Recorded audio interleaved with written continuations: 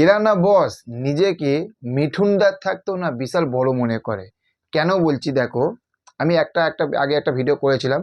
সেটা হচ্ছে যে এই বছর পুজোতে যত কাণ্ড কলকাতাতে তখন ফেলুদা টাইপের একটা বই আসছে।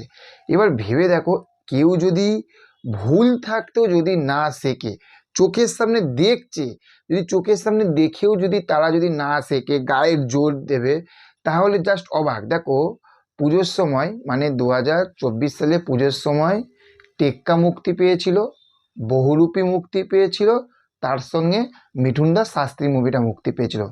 মিঠুনদা একটা বাংলা কাম বলিউড প্রত্যেকটা জায়গা সে মেগাস্টার। তাকে মেগাস্টার বলা ভুল হবে, সেটা গ্লোবাল স্টার। তার ছবি ঝাড় খেয়েছে শাস্ত্রী, হল পায়নি, শো সংখ্যা পায়নি, কিচ্ছু পায়নি। সেইখানে আবার এই ছবিগুলো যেমন বানসারা, তারপরে যত কাণ্ড কলকাতাতে, এইগুলোকে নিয়ে আসছে। মানে এরা মনে করছে যে মিঠুনদার থাকতো বিশাল বড় কিছু। আরে মিঠুনদা ঝাড় খাচ্ছে, সেখানটাতে তোরা কে রে বাবা? তোরা কে? মানে এই ছবিটা যদি অন্য কোনো সময় নিয়ে আসতো, দর্শক নিশ্চয়ই দেখতে যেত। হ্যাঁ কি না বলুন? নিশ্চয়ই দেখতে যেত তো। তাহলে এই সময়টা আনার কি মানে? চোখের সামনে দেখছে তো যে ঘটনাগুলো ঘটছে, ধরুন আপনার চোখের সামনে চারপাশে ঘটনাগুলো ঘটছেন, আপনি কি ওই ভুলটা দেখে আপনি কি আবার সেম ভুল করবেন?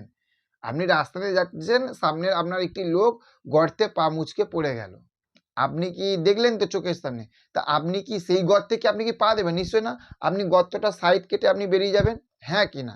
কিন্তু এরা কি বলুন তো, না, তুই গর্তে পা দিয়েছিস তুই পড়, কিন্তু আমি টেকনিকে গর্তে পা দেবো, টুক করে পড়বো না। আর যদি পড়ে যদি যাই কি বলবো, ও ঠিক আছে পুজোর সময় বিশাল চাপ ছিল, বিশাল কম্পিটিশন, এটা সেটা হ্যানা ত্যানা এগুলোকে বলবে।